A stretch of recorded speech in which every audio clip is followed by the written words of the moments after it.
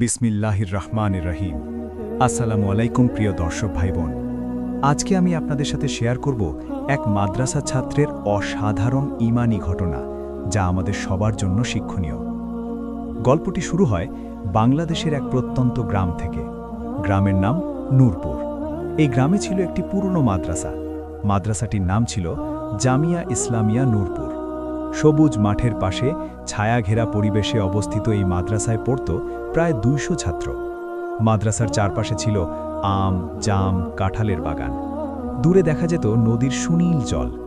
পাখির কলকালিতে মুখরিত থাকত পুরো এলাকা। এই মাদ্রাসায় পড়ত আব্দুল্লাহ নামের এক ছাত্র। বয়স তখন মাত্র ১৫ বছর। আব্দুল্লাহর বাবা ছিলেন একজন দরিদ্র কৃষক, নাম মোহাম্মদ আলী। তিনি অন্যের জমিতে চাষাবাদ করে কোনো মতে সংসার চালাতেন। আব্দুল্লাহর মা আমিনা বেগম ছিলেন অত্যন্ত ধার্মিক এবং সংসারী মহিলা।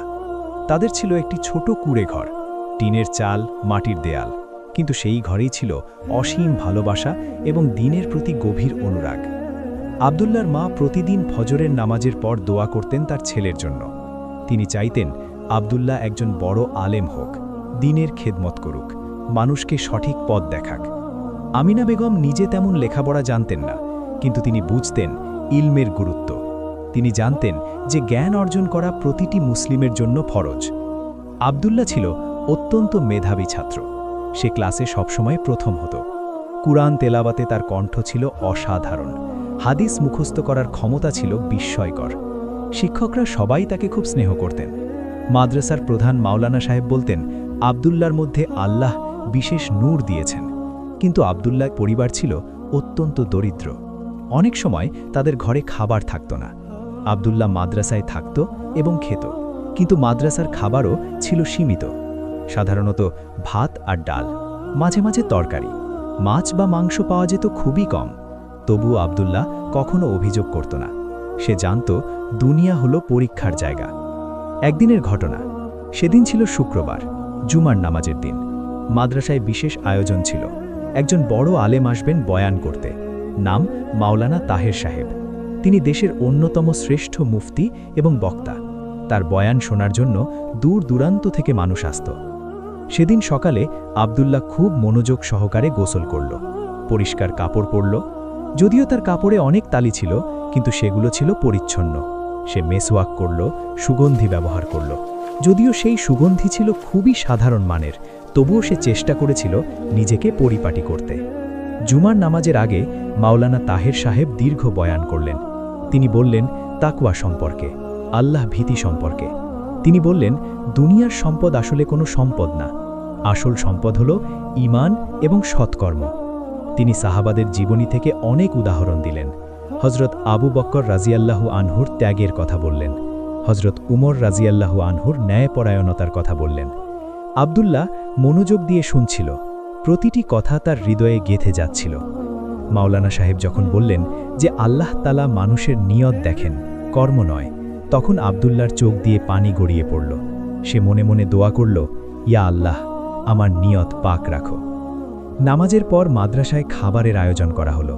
যেহেতু অনেক মেহমান এসেছিল, তাই সেদিন একটু ভালো খাবার রান্না করা হয়েছিল। ভাত, মুরগির মাংস, সবজি। আব্দুল্লাহ লাইনে দাঁড়ালো খাবার নেওয়ার জন্য, কিন্তু যখন তার পালা আসলো দেখা গেল খাবার শেষ। রান্নাঘরের দায়িত্বে থাকা কাকা বললেন, বাছা, খাবার শেষ হয়ে গেছে, আরেকটু অপেক্ষা করো, আবার রান্না করছি।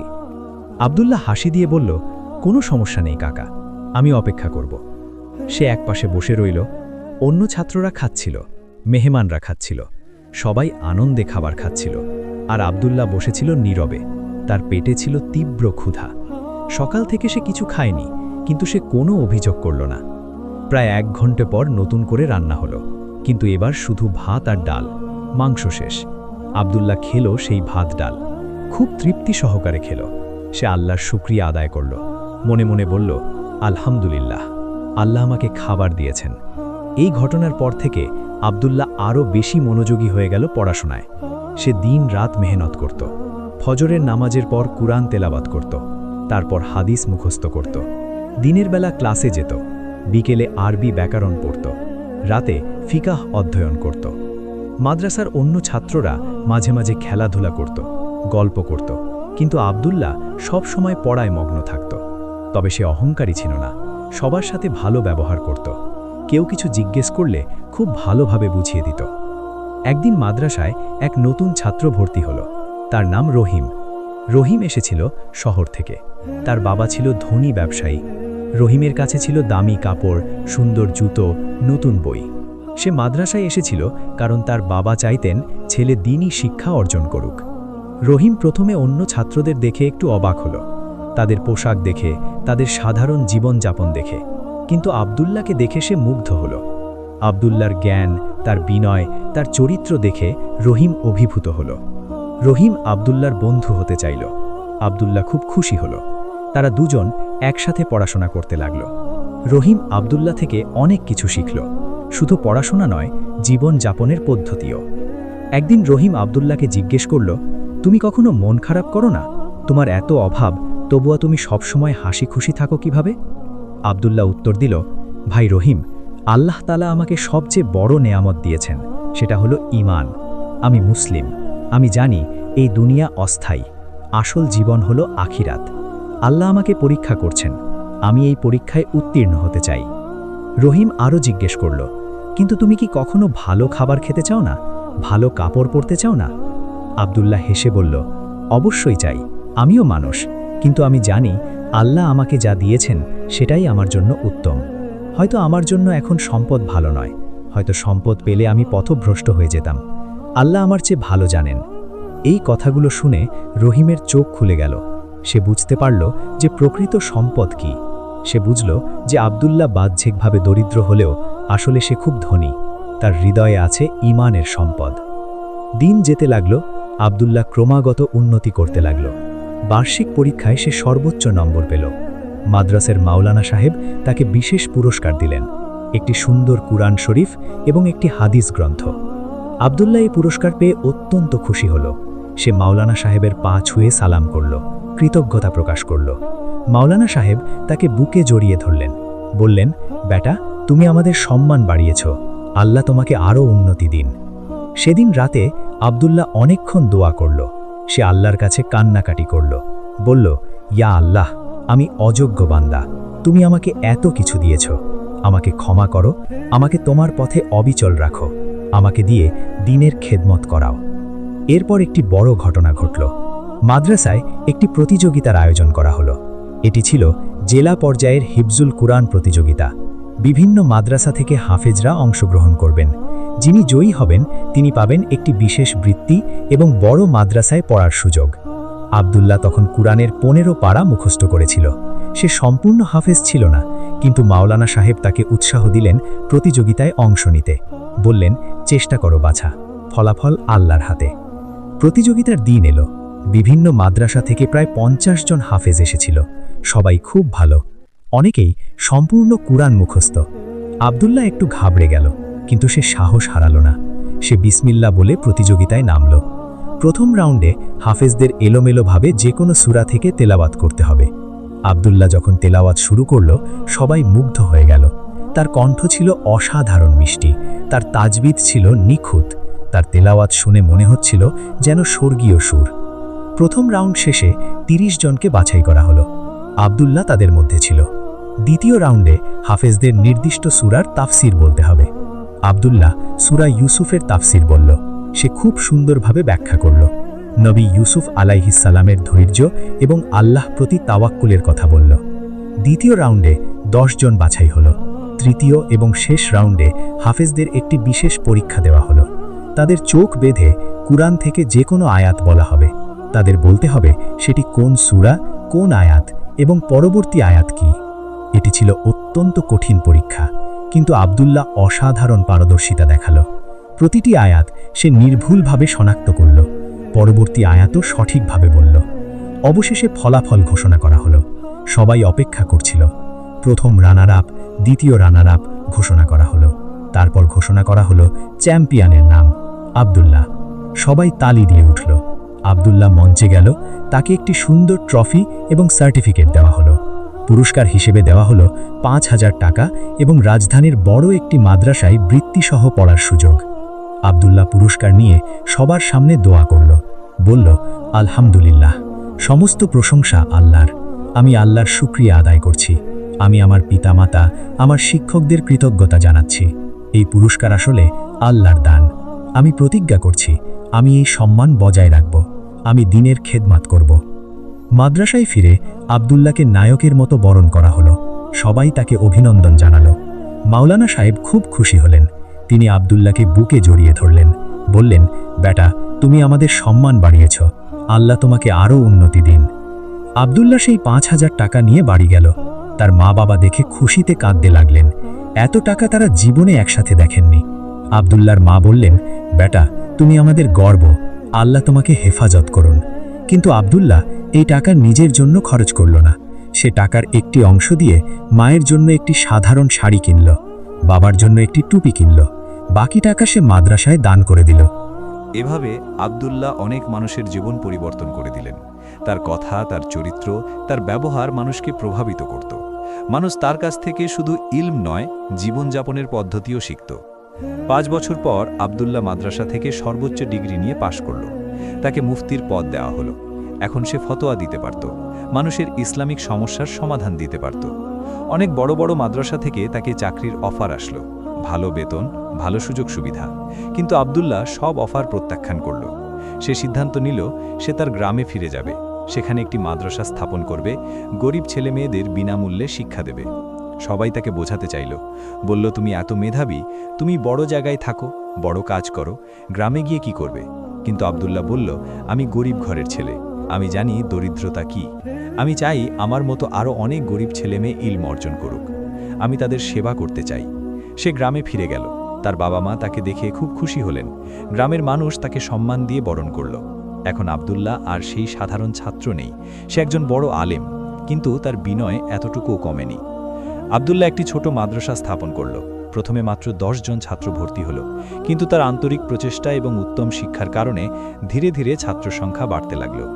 5 বছরের মধ্যে সেই মাদ্রাসায় ছাত্র সংখ্যা হল 500। আব্দুল্লাহ শুধু দ্বীনি শিক্ষা নয়, আধুনিক শিক্ষাও দিতে লাগলেন। তিনি চাইতেন তার ছাত্ররা যেন শুধু কিতাব পড়া আলেম না হয়, বরং যুগোপযোগী আলেম হয়, যারা ইসলামের পাশাপাশি বিজ্ঞান, প্রযুক্তিও জানবে।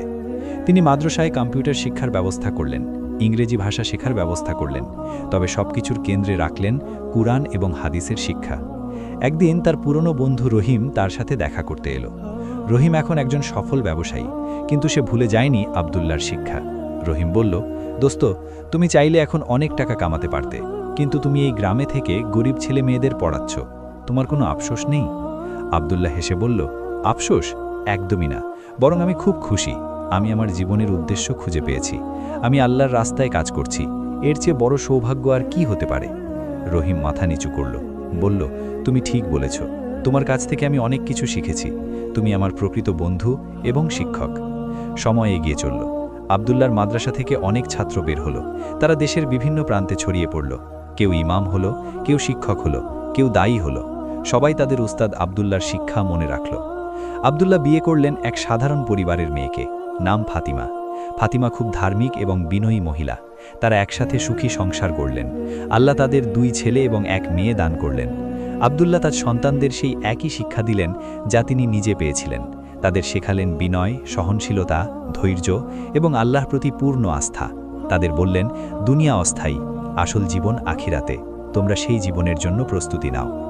এখন আব্দুল্লাহর বয়স 50 বছর। তার চুল পেকে গেছে, দাড়িতে শালা রং, কিন্তু তার চোখে এখনও সেই একই দীপ্তি, সেই একই উৎসাহ।